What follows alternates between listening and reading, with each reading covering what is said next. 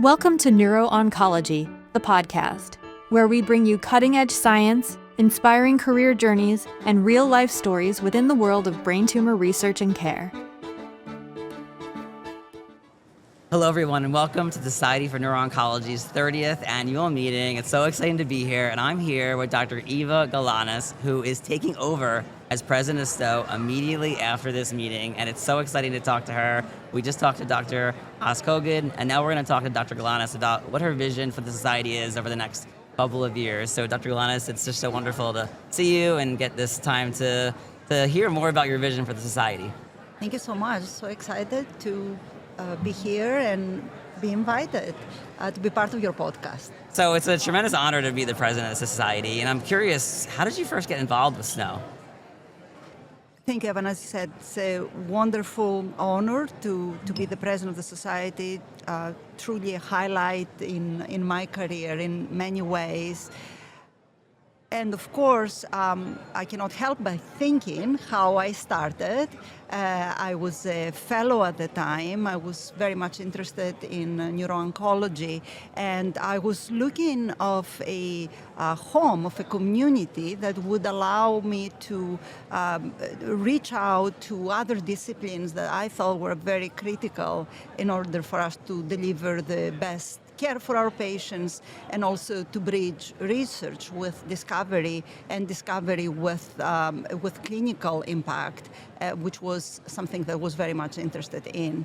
So that's how I started coming to the SNO meeting. And what I loved from day one is how SNO is so good and has been so good all those years in breaking silos and eliminating barriers in communication, creating this excitement. And I think the spirit is what has fueled growth from a few hundred participants years back to 3,300 and growing in this meeting. So as leader of SNO, how did your skills here kind of dovetail overall with your career trajectory? Like how did these two worlds collide in terms of what you're doing in your professional career back at the Mayo Clinic, and also what you're doing here for SNO? Yes, it absolutely enhanced my career in ways I initially could not even imagine. Because what happened, it opened up my horizons, allowed me to see the global effort that would require for us to make a change, and truly informed my decisions, my professional decisions on so many fronts. Another national leadership role I have is chair of one of the cooperative groups, Alliance for Clinical Trials in Oncology. We have very active neuro-oncology presence there, and the principle is similar. And indeed, my engagement with SNO also inspired me to take on this other role that hopefully allows us to move on clinical trials nationally and internationally. These activities are very complementary. Yeah, so being involved in an organization like SNO really helps the rest of your career path as well. So that's a good lesson for the trainees and those who want to get involved with SNO to sort of lean into the skills that you can gain by being part of committees or being part of societies like SNO. Yeah, my career would never have been the same without SNO. Not to mention the people that you meet, the network that you gain from going to meetings like this. Correct, and network is one part. Absolutely, and as you pointed out, that allows us all to break barriers and work better together, but also being surrounded by the leaders in the field, absorbing, learning from them. This is a huge opportunity for growth, for professional growth and personal growth for all of us when we attend the meetings. So there are so many types of people who come to these meetings, whether it's trainees, early career physicians or scientists, advanced practice providers, patient advocates. So in a huge organization like SNO, where there's 3,000 people at this meeting, how can you ensure that all the voices are heard? You are 100% right. And as I'm thinking about my goals of my presidency, a key one, and I had the chance to discuss about that at the plenary this morning, is inclusivity. I think for us to be able to push innovation, to push change, to improve our patients' life, we need to be able to hear all voices, different backgrounds, different sectors, different stages of the career, different geographies. So I believe we do need to enhance even more our outreach, our international outreach, promote our international collaborations, and at home and across the world engage more with our communities who take care of the patients with brain tumors. And of equal importance, elevate the voices of our junior investigators, learn more from them, understand the challenges they're facing, making them part of the solution. Yeah, and we're hopefully going to try to demystify that process a little bit by getting those trainees involved and hearing their voices about what their paths of training is like. Exactly. So, as president, what one major change would you like to see within SNO in the next 3 to 5 years from now? I love this question. And I would say it's not about making a change necessarily, but it's more about adapting and adjusting to the dramatic changes that are happening, both in science and the world around us. So I feel we need to be even more agile and flexible. I do believe that change is a force for growth.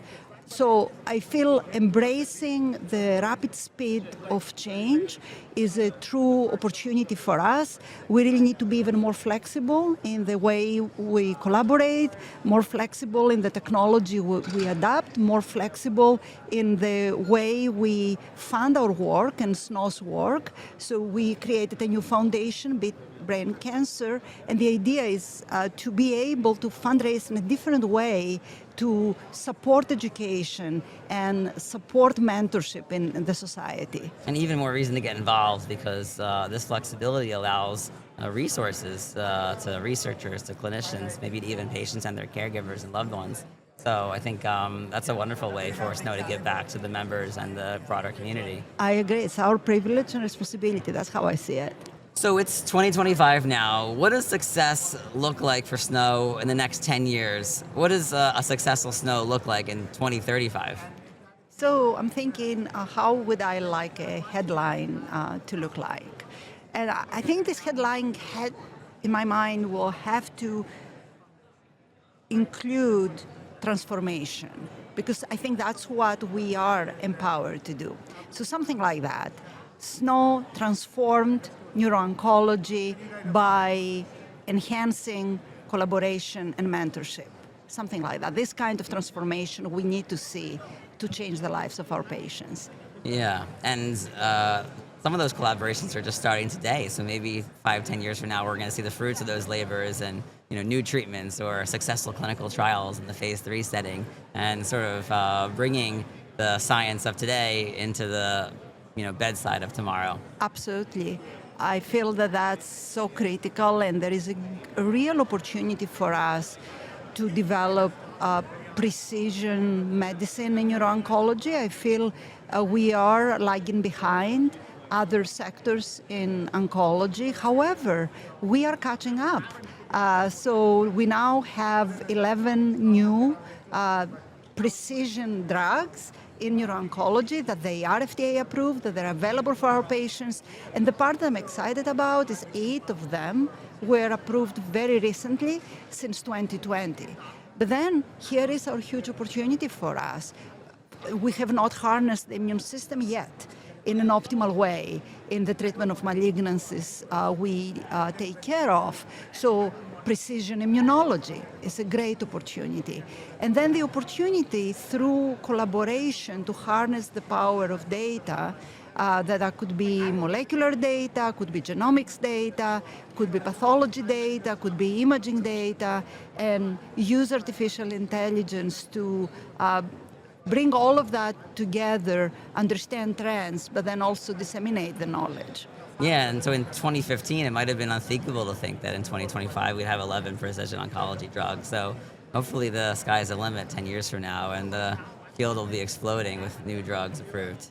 Exactly. The sky is the limit, and in order for us to reach the sky and beyond, we need this next generation of researchers who are questioning the status quo, who are pushing us with their ideas, and I feel it's a wonderful privilege to be part of an effort that will empower the next generation in the U.S. and globally to do exactly that. So finally, for the members who are listening today, what one message or challenge would you give them? Something they can take away from this meeting and go forward within SNO or within their own communities or institutions to improve our field of neuro-oncology? All right, I love this question. I would say the strength, our greatest strength, our greatest asset is our people, our members. And empowering our members, in my mind, is the most critical thing. I want our members to know that their voice and energy matters. It's necessary. So I would say, don't wait to get invited. Be involved. We need you. We are here to support you and work with you. Bring your ideas forward. Challenge us. Mentor others. Reach out to your community. And also, I would say, don't hesitate to be at the forefront and lead with generosity and give back. Such an uplifting message for the members of our community to hear the president so warm and welcoming, so inviting for their other people's ideas, and truly embracing the wide and broad community that makes up SNO. So that's a very humbling and just, I think, a wonderfully uplifting message to hear. Thank you so much. It is uplifting in so many ways. And if I was to summarize, I would say one thing: the future of our society is bright because of our members. So looking forward to working together and bring the society to new heights in the next 2 years and beyond. Dr. Galanis, it's been such a pleasure to talk to you. We're so looking forward to your presidency and all the initiatives that are going to come. So for those of you who are watching, get involved in SNO, join a committee, give back to the community, and hopefully you've enjoyed this vibrant exchange of ideas for this milestone 30th anniversary year. Thank you so much, Evan, and thank you all. We hope you have enjoyed this episode of Neuro-Oncology, the podcast. The views and opinions of the participants in this podcast do not necessarily reflect those of the Neuro-Oncology family of journals or their affiliated societies. And finally, until next time, thanks for listening.